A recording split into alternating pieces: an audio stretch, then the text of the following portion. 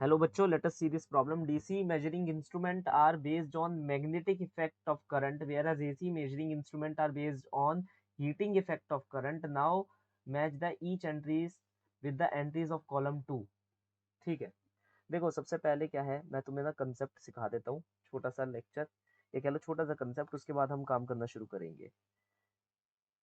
तो ये मेरा की कंसेप्ट है जो मैं यहाँ यूज करने वाला हूँ कि फॉर द डीसी एमीटर और वोल्ट मीटर मैं ये कह सकता हूँ कि हम मूविंग कॉइल गैल्वेनोमीटर यूज करते हैं, है ना। क्या करते हैं, मूविंग कॉइल गैल्वेनोमीटर, जिसमें जो डिफ्लेक्शन होता है वो किसके बराबर होता है, B N A upon K into I. ठीक है, तो मैं यहाँ पर कह सकता हूँ B magnetic field, number of turns, area and this is a constant, और I is the current. I क्या होता है, करंट होता है, तो मैं कह सकता हूँ theta is directly proportional to the current. ये सबसे पहली बात मेरे दिमाग में आई। फिर एक और चीज मैं यहाँ पर कह सकता हूँ, theta equal to B N A upon K, मैं आर से मल्टीप्लाई और आर से डिवाइड कर दूं यहाँ पर, और ओम्स लॉ को याद करूं, ओम्स लॉ को, तो v equal to I R होता है, दैट इज ये हो जाएगा हमारा v, B N A upon K R into V. तो थीटा v के प्रोपोर्शनल है। ये दो चीजें हमें पता चली, ये बहुत ही इंपॉर्टेंट चीज है जो हमें नोट करनी है। पहली चीज ये, दूसरी चीज ये, क्योंकि यहाँ पर अगर तुम देखोगे वो deflection in the terms of V and I मांग रहा है, हाँ या ना, तभी ये बताना जरूरी था। मैंने कहा जब करंट आई के लिए हमने निकाल ही लिया है तो वी के लिए भी निकाल लेते हैं। यहाँ डिफ्लेक्शन जो है डीसी के लिए आई और वी के प्रोपोर्शनल है। दूसरा दूसरा देखेंगे हम, दूसरे में हम क्या करेंगे, क्योंकि वो हीटिंग इफेक्ट पर है ना, हाँ एसी के लिए वो किस पे काम करता है, heating effect of electric current के प्रिंसिपल पर काम करता है।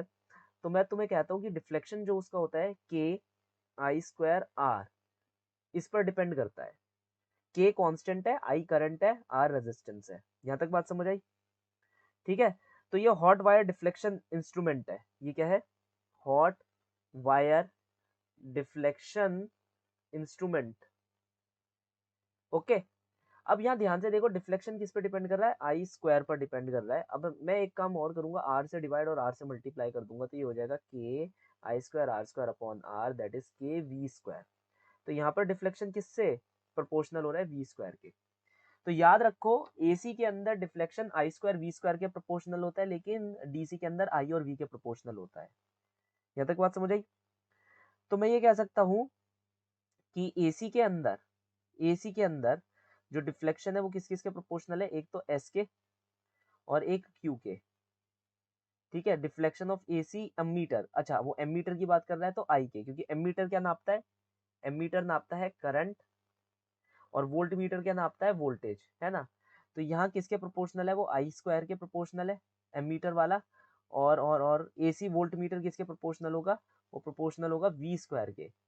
तो थर्ड का क्यू यहाँ लिख देता हूँ, और फर्स्ट का एस, थर्ड का क्यू फर्स्ट का एस, कहीं है यहाँ पर थर्ड का क्यू फर्स्ट का एस, थर्ड का क्यू, ठीक है, फर्स्ट का एस, एक ऑप्शन तो ये आ गया, और तो कोई है ही नहीं, मतलब यही ऑप्शन करेक्ट है।